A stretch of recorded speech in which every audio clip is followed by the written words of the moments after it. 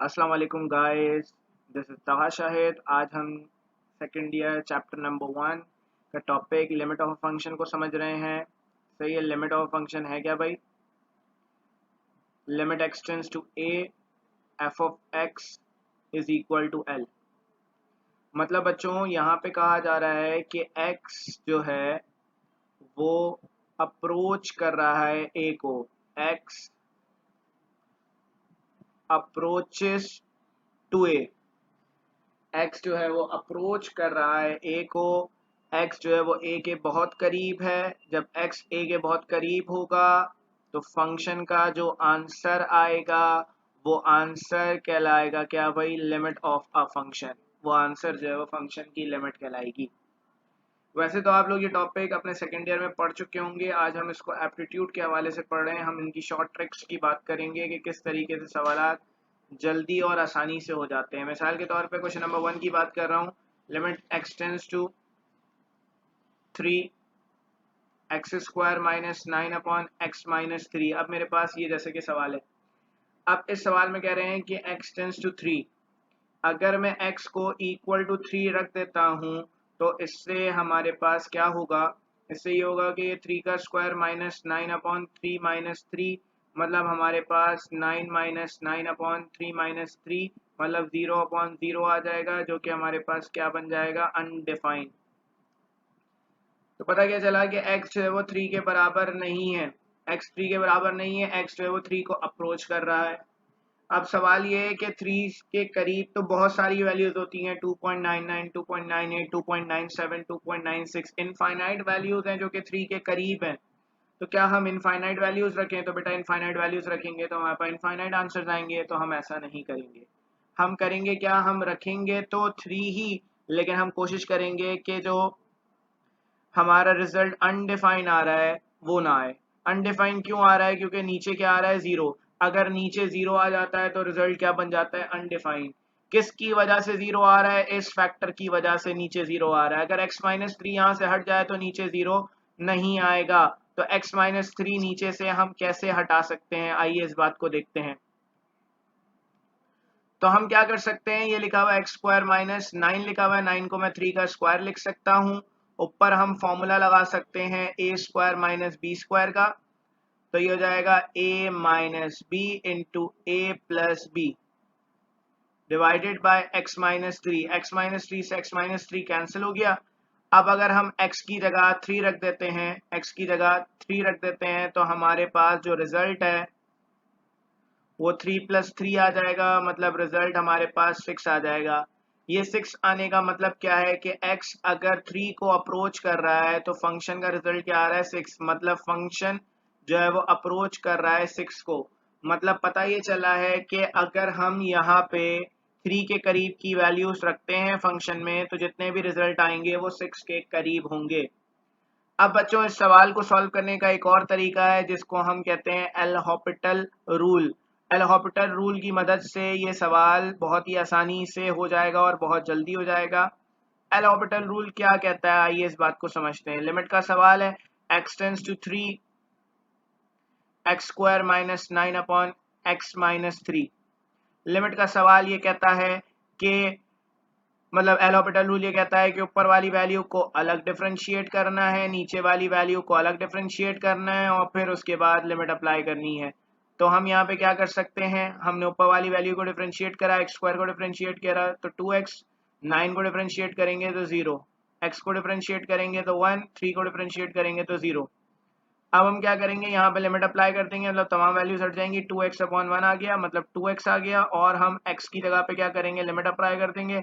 x की जगह 3 रख देंगे तो रिजल्ट हमारे पास वही आ जाएगा 6, जो कि हमारे पास पीछे आया था। इसी तरीके से अगर हम अगला सवाल देखें, limit x tends to 1 x square minus 1 upon x minus 1। हर सवाल में आप लोग बच्चों क्या कर लिएगा? पहले लिमिट को रख के देखिएगा कि रिजल्ट अनडिफाइन आ रहा है या नहीं आ रहा। तो इस सवाल में अगर मैं x की जगह 1 रखता हूँ नीचे, तो 1 माइनस 1 नीचे 0 आ जाएगा। नीचे 0 आने का मतलब है कि ये रिजल्ट जो अनडिफाइन हो जाएगा। अब करना क्या है? हम ऊपर वाली वैल्यू को अलग डिफरेंशिएट करेंगे, नीचे वाली वैल्यू को अलग डिफरेंशिएट करेंगे। ऊपर वाली वैल्यू को डिफरेंशिएट कर रहे हैं, एक्स स्क्वायर का डेरिवेटिव 2x, 1 का डेरिवेटिव क्या हो जाएगा? 0। नीचे x का डेरिवेटिव 1, 1 का डेरिवेटिव 0, अलग अलग डिफरेंशिएट करेंगे, u अपॉन v का फॉर्मूला नहीं लगाना। तो हमारे पास इसका रिजल्ट आ गया 2x, यहाँ पे हम लिमिट अप्लाई कर देंगे 1, तो हमारे पास इसका रिजल्ट जो है वो 2 आ जाएगा। इसी तरीके से हमारे पास एक और सवाल है, limit x tends to 0, x cube plus x square plus x divided by x cube plus 2x square plus 4x। अब इस सवाल में भी बच्चों यही है कि अगर मैं नीचे जहां जहां x है वहां पे 0 रख देता हूं, मतलब वहां पे लिमिट अप्लाई कर देता हूं, तो पूरी नीचे वाली वैल्यू डायरेक्ट 0 हो जाएगी, और 0 होने का मतलब है कि रिजल्ट जो है वो अनडिफाइन हो जाएगा। तो अब मैं करूंगा क्या, ऊपर से x कॉमन निकालूंगा, तमाम वैल्यूज में से x कॉमन निकालूंगा, तो ये हो जाएगा एक्स स्क्वायर, ये हो जाएगा x प्लस 1। नीचे वाली वैल्यूज से x निकालूंगा कॉमन, तो ये हो जाएगा x square plus 2x plus 4। तो अब x से x कैंसिल हो जाएगा। अब हम यहाँ पे जहां जहां x आपको दिख रहा है वहां पे हम 0 रख देंगे, तो हमारे पास ये रिजल्ट आ जाएगा, मतलब हमारे पास रिजल्ट क्या आ जाएगा, 1/4।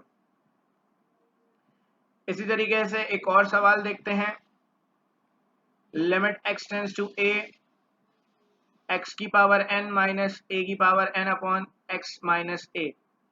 इस सवाल का भी यही मसला है कि इस सवाल में भी अगर डायरेक्ट x की जगह नीचे a रख देता हूं तो a माइनस a नीचे 0 आ जाएगा, मतलब रिजल्ट जो है वो अनडिफाइन हो जाएगा।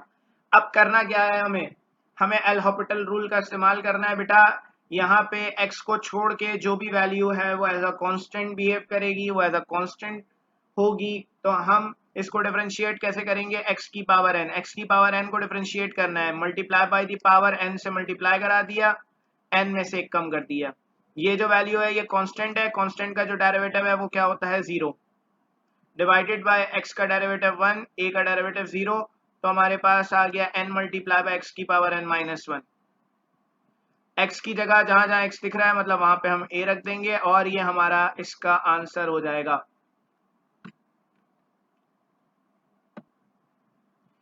अच्छा, तो हम अगले सवाल को देख रहे हैं जिसको हमने क्वेश्चन नंबर 5 का नाम दिया है, लिमिट x टेंड्स टू 2, कहा जा रहा है x square minus 5x plus 6 divided by x square minus 7x plus 10। अब हमें क्या करना है भाई, अगर हम यहाँ पे 2 रख देंगे x की जगह, क्योंकि लिमिट 2 है, अगर हम x की जगह 2 रख देंगे तो हमारे पास रिजल्ट जो है वो अनडिफाइन आएगा, कि ऊपर भी 0 नीचे भी 0 आ जाएगा। आप रख के खुद देखिएगा। तो डायरेक्ट काम कैसे हो सकता है, डिफरेंशिएट करके, एक्स स्क्वायर का डेरिवेटिव 2x, 5x का डेरिवेटिव 5, 6 का डेरिवेटिव 0, नीचे आ गए, एक्स स्क्वायर का डेरिवेटिव 2x, 7x का डेरिवेटिव 7, 10 का डेरिवेटिव 0। अब क्या करेंगे, जहां जहां x दिख रहा है वहां पे हम 2 रख देंगे, तो हमारे पास इसका रिजल्ट आ जाएगा। तो ये आ जाएगा 4 माइनस 5 अपॉन 4 माइनस 7, तो हमारे पास माइनस 1 अपॉन माइनस 3, मतलब 1/3 हमारे पास इसका आंसर आ जाएगा। तो ये हमारे पास बात हो गई कुछ अलजेब्रिक फंक्शन के सवालात की। अब हम बात कर रहे हैं ट्रिग्नोमेट्रिक फंक्शन के सवालात की। लिमिट x टेंड्स टू 0, मिसाल के तौर पे हमारे पास लिखा हुआ है साइन x अपॉन x। तो बच्चों आप लोगों ने ये एक प्रॉपर्टी पढ़ी है कि अगर लिमिट 0 हो, जो साइन का एंगल लिखा हुआ है वही अगर नीचे लिखा हुआ हो, तो रिजल्ट हमेशा 1 के बराबर आएगा। इसी को हम ऐसे भी प्रूफ कर सकते हैं कि अगर हमारे पास लिखा हुआ है limit x tends to 0 sine x upon x, तो हम यहाँ पे एल हॉपिटल रूल लगा सकते हैं। साइन का जो डेरिवेटिव है वो क्या होता है, साइन का डेरिवेटिव हमारे पास cos x हो जाएगा, x का डेरिवेटिव 1, और अगर हम x की जगह 0 रख दें तो हमारे पास इसका जो रिजल्ट है वो 1 आ जाएगा, मतलब हमारा ये आंसर बन जाएगा। तो वही रिजल्ट आ गया जो यहाँ पर आ रहा था, आपके सामने मौजूद है। तो अगले सवाल की अगर हम बात करें ट्रिग्नोमेट्रिक फंक्शन के, तो सवाल में कहा जा रहा है limit x tends to 0 sine 4x upon x। तो इसकी बात हो रही है, हम यहाँ पे एल हॉपिटल रूल भी अप्लाई कर सकते हैं, हम यहाँ पे प्रॉपर्टी भी लगा सकते हैं। प्रॉपर्टी कहती है कि जो ऊपर एंगल लिखा हुआ है वही नीचे वैल्यू होनी चाहिए। अगर प्रॉपर्टी से करना चाह रहे हैं तो इसका मतलब हमें क्या करना पड़ेगा, हमें हमारे पास जो एंगल है वो 4x है और नीचे खाली x लिखा हुआ है, तो हमें यहाँ पे 4 चाहिए x के साथ, तो हम मल्टीप्लाई कराएंगे 4 से और डिवाइड कराएंगे 4 से। मल्टीप्लाई कराया 4 से, डिवाइड करा दिया 4 से। ये जो वैल्यू है ये प्रॉपर्टी की शक्ल बन गई है कि साइन एंगल अपॉन एंगल, ये पूरी वैल्यू किसके बराबर हो जाएगी, ये 1 के बराबर हो जाएगी, और हमारे पास 1 4 से मल्टीप्लाई होगा, रिजल्ट 4 के बराबर आ जाएगा। एक और तरीका बता देता हूँ इसी तरीके के सवाल को, देख रहा हूँ मैं। Limit x tends to 0 sine ax upon x। बच्चों एंगल का जो भी कोफिशिएंट लिखा हुआ है आपके पास, ये कोफिशिएंट हमारे पास डायरेक्ट रिजल्ट में आ जाता है जब भी सवाल इस फॉर्म में हो, मतलब साइन की पावर 1 हो, नीचे x लिखा हुआ हो, तो एंगल का जो भी कोफिशिएंट है वो डायरेक्ट हमारे पास आ जाता है, मतलब हमारे पास ये आंसर हो जाता है। अगले सवाल को देख रहे हैं, एमसीक्यू नंबर क्वेश्चन नंबर 9 को। लिमिट x टेंड्स टू 0 और मेरे पास लिखा हुआ है sine square 3x upon x square. अब इस सवाल को कैसे इंटीग्रेट करना है, इसमें भी x की जगह अगर हम 0 रखेंगे तो हमारे पास नीचे 0 आ जाएगा। तो अब हम कर क्या सकते हैं भाई, हम यहाँ पे ये कर सकते हैं कि हम ये स्क्वायर हटा दें, नीचे वाला भी और ऊपर वाला भी, और हम यहाँ पे होल स्क्वायर लिख दें। सही है। अब बच्चों मसला क्या है यहाँ पे कि प्रॉपर्टी क्या कहती है, प्रॉपर्टी ये कहती है कि जो साइन का एंगल है वही वैल्यू नीचे होनी चाहिए। तो हम यहाँ पे क्या कर सकते हैं, मल्टीप्लाई डिवाइड भी करा सकते हैं, या दूसरा रास्ता मैंने आप लोगों को बताया अभी, आप स्क्वायर को छोड़ दें, ऊपर यहाँ स्क्वायर लगा हुआ है तो आप यहाँ स्क्वायर ही लिख दें। पिछले सवाल में मैंने बताया था, 2 मिनट के लिए हम स्क्वायर को भूल जाते हैं। पिछले सवाल में मैंने क्या बताया था कि साइन ax अपॉन x बराबर होगा a के, मतलब जो नंबर यहाँ लिखा हुआ होगा वो नंबर आ जाएगा। तो यहाँ पे जो नंबर लिखा हुआ है वो नंबर आपके पास आ जाएगा, मतलब 3 आ जाएगा, क्योंकि होल स्क्वायर लगा हुआ है तो उसके ऊपर भी स्क्वायर आ जाएगा, और ये हमारे पास रिजल्ट जो है वो 9 के बराबर हो जाएगा। वरना आप एल हॉपिटल रूल से भी इस सवाल को कर सकते हैं। एक और सवाल की बात कर रहा हूं मैं, 1 minus cos 5x upon 1 minus cos 7x। यहाँ पे भी अगर आप लिमिट अप्लाई करेंगे, मतलब आप अगर x की जगह 0 रखेंगे तो ऊपर भी 0 नीचे भी 0 आ जाएगा। तो हम कर क्या रहे हैं, इसको एक ही रास्ता है इस सवाल को जल्दी सॉल्व करने का, वो एल हॉपिटल रूल है। एल हॉपिटल रूल क्या कहता है भाई, ऊपर वाली वैल्यू को डिफरेंशिएट करो, इसको डेरिवेट निकालेंगे, 1 का डेरिवेटिव 0, कॉस का डेरिवेटिव माइनस साइन, मल्टीप्लाई कराएंगे डिफरेंशियल ऑफ एंगल से। एंगल का डेरिवेटिव क्या होता है बच्चों, 5 होता है, आपको पता ही है। 1 का डेरिवेटिव क्या होगा, 0, माइनस की साइन आ गई, कॉस का डेरिवेटिव क्या हो जाएगा, माइनस साइन, मल्टीप्लाई कराएंगे डेरिवेटिव ऑफ एंगल से, मल्टीप्लाई कराएंगे 7 से, तो ये हो जाएगा 5 sign 5x upon 7 sign 7x। अब हमें इसको सॉल्व करना है। इसको सॉल्व करने के लिए 2 मिनट रुक जाएगा, मैं एक सवाल बता रहा हूँ जिससे आप जल्दी इस सवाल को सॉल्व कर सकते हैं। Sign 2x upon sine 3x अगर सवाल में लिखा हुआ है ऐसे, और दोनों की पावर 1 है, अगर पावर 1 है और ऊपर नीचे दोनों जगहों पर साइन लिखा हुआ है, तो आंसर क्या होगा, जो एंगल के कोफिशिएंट्स हैं ये इस तरीके से लिख दिए जाएंगे, ये आंसर आ जाएगा। तो यहाँ पर अगर मैं आऊँ तो यहाँ पे आपके सामने है कि 5/7 लिखा हुआ है, ये 5/7 तो एज इट इज आ गया।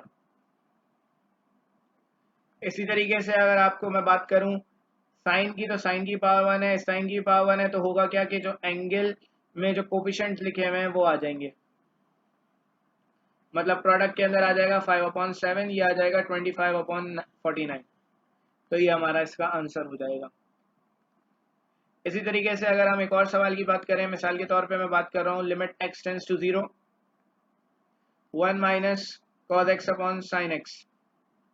इस सवाल में भी यही है कि अगर मैं x की जगह 0 रख देता हूं तो नीचे साइन 0 आ जाएगा, और साइन 0 आने का मतलब है नीचे वाली वैल्यू 0 हो जाएगी और ये आंसर अनडिफाइन हो जाएगा। तो अब हम करेंगे क्या, इसको सॉल्व करने के लिए इसको डिफरेंशिएट करेंगे, 1 का डेरिवेटिव 0, कॉस x का डेरिवेटिव माइनस साइन x, नीचे आ गए तो साइन x का डेरिवेटिव कॉस x, तो ये हो गया हमारे पास sine x upon cos x। Limit apply कर देंगे, x जहां जहां दिख रहा है वहां पे हम 0 रख देंगे, तो हमारे पास इसका रिजल्ट आ जाएगा साइन 0 अपॉन कॉस 0। साइन 0 0 है, कॉस 0 1 है, मतलब आंसर आ गया 0। 0 आंसर आ सकता है, मतलब ऊपर 0 आ सकता है, नीचे 0 नहीं आ सकता, इस बात का आपको खास ख्याल रखना है। अब अगर मैं बात करूं एमसीक्यू नंबर 12 की, मतलब क्वेश्चन नंबर 12 की, x टेंड्स टू 0, सवाल में लिखा हुआ है sine square 5x upon sine square 9 3x sorry.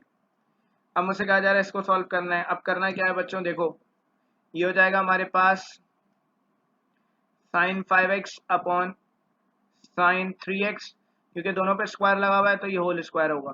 इसकी जुगाड़ क्या है भाई, आसान सी जुगाड़ क्या है कि भाई साइन ऊपर भी लिखा है नीचे भी साइन लिखा है, तो होगा क्या कि जो एंगल के कोफिशिएंट है वो लिख दिए जाएंगे, मतलब 5/3 आ जाएगा, क्योंकि पूरी वैल्यू पे स्क्वायर लगा हुआ है तो इसके ऊपर भी स्क्वायर आ जाएगा और ये 25/9 आ जाएगा। इसी तरीके से आगे चलें, अगर हमारे पास अगर सवाल में लिखा हुआ है sine square x upon x square, इस सवाल को हम कैसे इस सवाल को हम कैसे सॉल्व करेंगे। ऊपर भी स्क्वायर है नीचे भी स्क्वायर है, तो हम इसको डायरेक्ट लिख सकते हैं साइन एक्स अपॉन एक्स का होल स्क्वायर। हमें पता है साइन एक्स अपॉन एक्स जो है वो किसके बराबर है, ये 1 के बराबर है, तो ये हो गया 1 का स्क्वायर, और 1 का स्क्वायर किसके बराबर हो जाएगा, 1 का स्क्वायर। अच्छा, तो अगले सवाल की अगर हम बात करें, हमारे पास लिखा हुआ है मिसाल के तौर पर limit x tends to 0 1 minus cos x upon x square, तो ये हो गया 1 का डेरिवेटिव हमारे पास आ जाएगा 0, कॉस का डेरिवेटिव आ जाएगा हमारे पास minus sine x, divided by हमारे पास नीचे वाली वैल्यू का डेरिवेटिव आ जाएगा 2x, तो ये हो जाएगा हमारे पास साइन एक्स अपॉन 2x। अगर अब भी हम x की जगह 0 रखते हैं तो अब भी रिजल्ट जो है वो 0/0 आ जाएगा, मतलब अनडिफाइन हो जाएगा। अब करना क्या है, दोबारा डिफरेंशिएट करेंगे, उस वक्त तक डिफरेंशिएट करेंगे जब तक इन्फिनिटी वाला फैक्टर खत्म ना हो जाए, मतलब नीचे 0 वाली वैल्यू खत्म ना हो जाए, उस वक्त तक डिफरेंशिएट करेंगे। साइन का डेरिवेटिव cos x, नीचे x का डेरिवेटिव 1 हो गया और 1 2 से मल्टीप्लाई हो जाएगा 2। अब क्या करेंगे, अब लिमिट अप्लाई कर देंगे, x की जगह 0 आ जाएगा, तो cos 0 1 और ये 1/2 हमारे पास इसका आंसर हो जाएगा। उसके बाद हम बात कर रहे हैं एक्सपोनेंशियल फंक्शन की, limit x tends to 0 e की पावर x माइनस 1/x। बेटा ये सवाल भी आप लोग पढ़ चुके हैं, आपको पता है कि एक प्रॉपर्टी है, इसका रिजल्ट 1 के बराबर है, लेकिन हम इसको अगर एल हॉपिटल रूल से करना चाहें तो कैसे करेंगे भाई, e की पावर x का डेरिवेटिव क्या होगा, e की पावर x आ जाएगा, 1 का डेरिवेटिव क्या हो जाएगा, 1 का डेरिवेटिव 0, नीचे x का डेरिवेटिव हो जाएगा हमारे पास 1, और हमारे पास इस वैल्यू का जो आंसर है ये हो जाएगा e की पावर x। x की जगह हम रख देंगे 0, किसी भी वेरिएबल की पावर 0 आ जाए तो वो 1 के बराबर है। इसी तरीके से अगर हम बात करें x टेंड्स टू 0 e की पावर 2x माइनस 1/x, इसको अगर ऐसे सॉल्व करना है तो इसको ऐसे कर सकते हैं, जो एक्सपोनेंशियल फंक्शन है उसका डेरिवेटिव एक्सपोनेंशियल फंक्शन मतलब e की पावर 2x मल्टीप्लाई कराएंगे पावर के डेरिवेटिव से, ये रूल आपको याद होगा, मल्टीप्लाई कराएंगे पावर के डेरिवेटिव से, पावर का डेरिवेटिव क्या है 2, 1 का डेरिवेटिव 0, नीचे x का डेरिवेटिव 1, तो ये आ गया 2 मल्टीप्लाई बाय e की पावर 2x। अब हम x की जगह रख देंगे 0, तो ये आ जाएगा 2 मल्टीप्लाई बाई e की पावर 0, किसी वेरिएबल की पावर 0 आ जाए 1 के बराबर है, तो आंसर हो जाएगा हमारे पास 2। इसी तरह अगर हम बात करें आगे, लिमिट x टेंड्स टू 0, हमारे पास लिखा हुआ है e की पावर x माइनस e की power minus x upon x। इसको किस तरीके से हम सॉल्व करेंगे, इसको भी हम डिफरेंशिएट करेंगे, e की पावर x का डेरिवेटिव e की पावर x आ जाएगा, मल्टीप्लाई कराएंगे पावर के डेरिवेटिव से, तो पावर क्या है x का डेरिवेटिव क्या होगा 1, e की पावर माइनस एक्स, e की पावर माइनस एक्स का डेरिवेटिव e की पावर माइनस एक्स, मल्टीप्लाई कराएंगे पावर के डेरिवेटिव से, माइनस एक्स का डेरिवेटिव -1 हो जाएगा, नीचे आ जाएंगे तो x का डेरिवेटिव हमारे पास क्या आ गया 1, ये हो जाएगा e की power x minus minus plus e की पावर माइनस एक्स अपॉन 1। तो हम यहाँ पे x की जगह 0 रख देंगे, तो ये हो जाएगा x e की पावर 0, और ये हो जाएगा 0 से मल्टीप्लाई हो जाएगा तो e की पावर 0, तो e की पावर 0 1 होगा, 1 + 1 हमारे पास इसका रिजल्ट 2 के बराबर आ जाएगा। और इसी तरीके से अगर हम बात करें एक और सवाल की, तो हमारे पास e का एक और सवाल है, x टेंड्स टू 0 3 e की पावर x माइनस e की power minus x minus 2/x, ये आपकी बुक का सवाल है। अब मुझे इसको डिफरेंशिएट करना है, तो हम इसको कैसे डिफरेंशिएट करेंगे, 3 e की पावर x माइनस e की power minus x minus 2, 3 as it is रहेगा, e की पावर x का डेरिवेटिव e की पावर x मल्टीप्लाई कराएंगे पावर के डेरिवेटिव से 1 आ जाएगा, माइनस e की पावर माइनस एक्स का डेरिवेटिव e की पावर माइनस एक्स मल्टीप्लाई कराएंगे माइनस एक्स के डेरिवेटिव से, तो माइनस एक्स का डेरिवेटिव 1 हो जाएगा, -2 का डेरिवेटिव 0, नीचे हमारे पास x का डेरिवेटिव 1 आ जाएगा, 3 e की power x minus minus plus e की power minus x, limit apply कर देंगे, ई की पावर में 0 आ जाएगा, यहाँ पे भी ई की पावर में 0, मतलब जहाँ जहाँ एक्स दिख रहा है वहाँ 0 रख दिया, तो ये आ गया ई की पावर 0 1 होता है, तो 3 + 1 हमारे पास रिजल्ट आ जाएगा 4।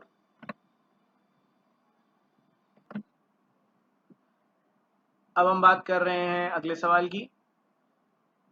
Limit x tends to 0, a की power x minus 1 upon x।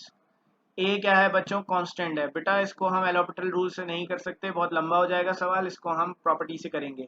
जब भी किसी कांस्टेंट की पावर में वेरिएबल आ जाए तो जो पावर है वही वैल्यू डिनोमिनेटर में होनी चाहिए और साथ में -1 लिखा होना चाहिए। रिजल्ट क्या आएगा? ln के साथ ये नंबर आ जाएगा, मतलब ln a हो जाएगा ये। मिसाल के तौर पे अगर हमारे पास सवाल में लिखा हुआ है लिमिट x टेंड्स टू 0, 2 की power x minus 1 upon x, तो हमारे पास इसका आंसर क्या आएगा भाई? जो पावर में वेरिएबल है वही डिनोमिनेटर में -1 लिखा हुआ है, तो ln के साथ ये नंबर आ जाएगा, तो इसका आंसर ln2 हो जाएगा।